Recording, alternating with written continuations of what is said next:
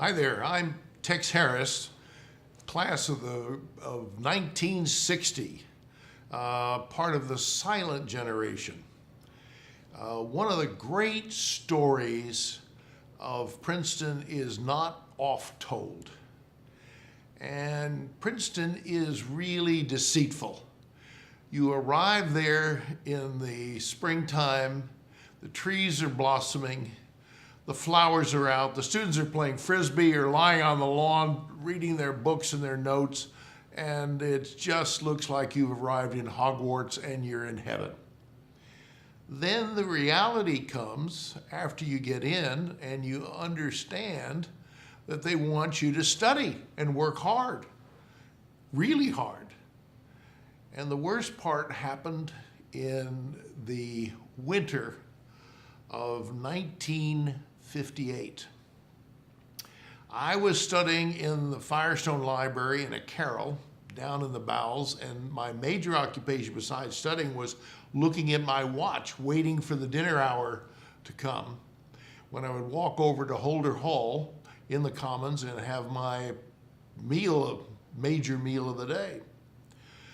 And every 15 minutes I looked at my watch and it just creeped. But finally, 4:45 came and it was time to pack up and to go out into the miserable, miserable Jersey wet rain.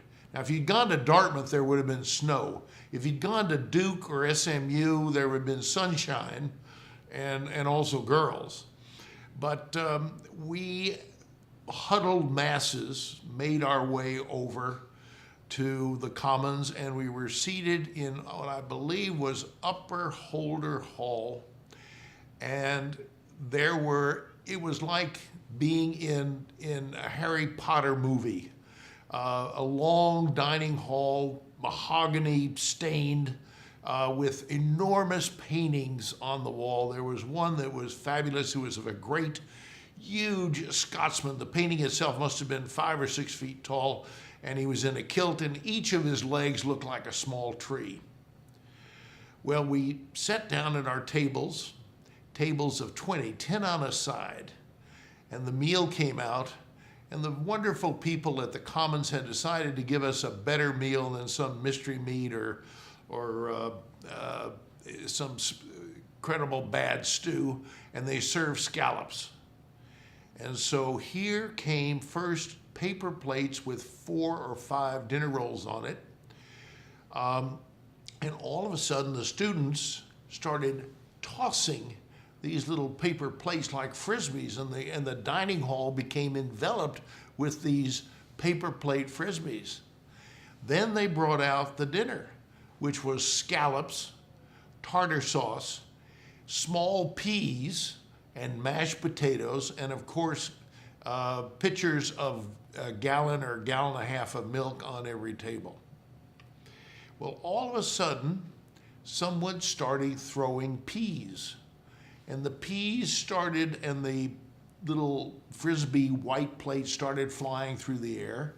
And then some brave soul started throwing scallops. And the scallops began to fill the air. And then somebody got angry and threw a glass of milk at someone else. And all of a sudden, glasses of milk started filling the air. And then finally, someone grabbed a pitcher with a gallon of milk in it and soaked a table. Well, all hell broke loose. It was like a bomb site. People throwing food, screaming, yelling, and then it happened. Someone threw a yellow melamine plate of tartar sauce at the painting of the Scotsman and hit him right dead center in the crotch.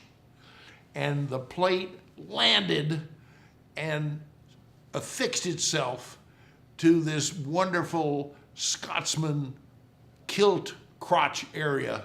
And slowly the plate began to fall off. Everyone in the hall stopped and watched this scene of magic.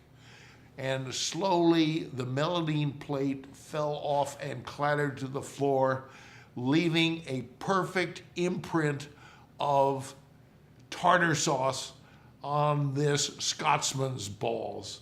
It was then time to flee. We ran back to the library, hungry, but exhilarated that we'd had an hour of reprieve from the grind of Princeton in the winter.